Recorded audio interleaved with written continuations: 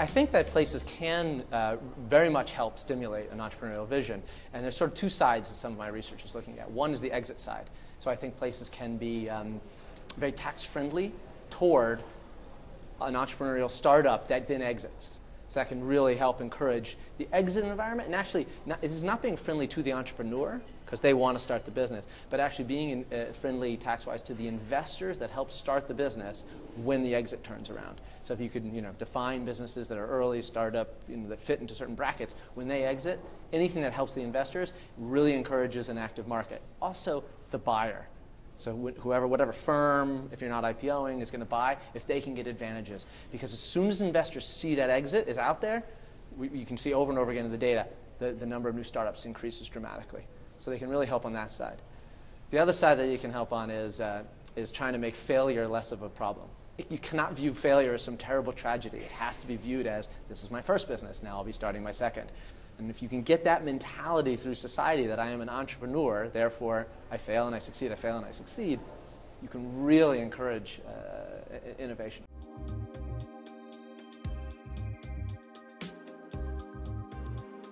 They have to be thinking about the exit strategy for their investors, to make sure their investors are happy to be in.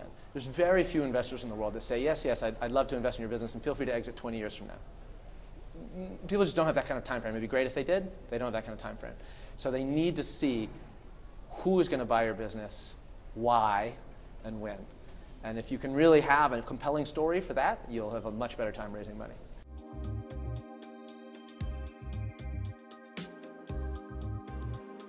Dedication to your idea is very, very important. So it's not to churn ideas, but it's to, you need to be just slightly flexible in how you do it. I mean, there's wonderful, great examples. Hershey's is a wonderful example. Hershey's chocolate in the United States.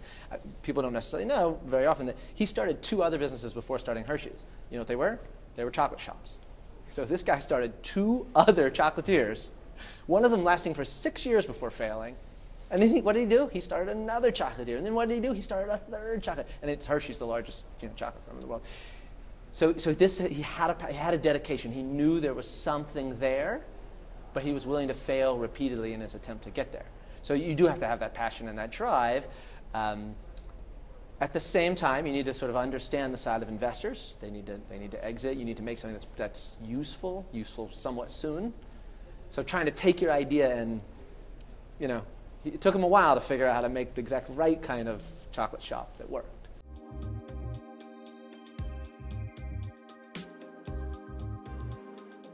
What I try to really get them to think about is to really think about the other side.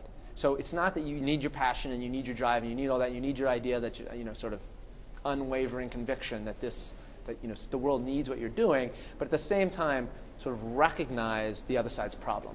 So when I teach a class on venture capital, I get a lot of students in the room that are never going to be venture capitalists. And I say, well, why should you be in my classroom? Why should you be here? Because you're going to raise money from venture capitalists, and you need to understand the game they're playing.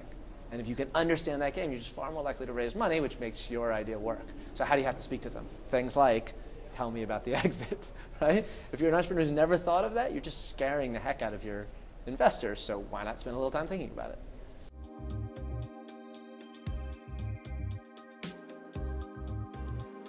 A lot of people have talked about governance as incentives. One of the things is to align incentives and make sure management is paid correctly.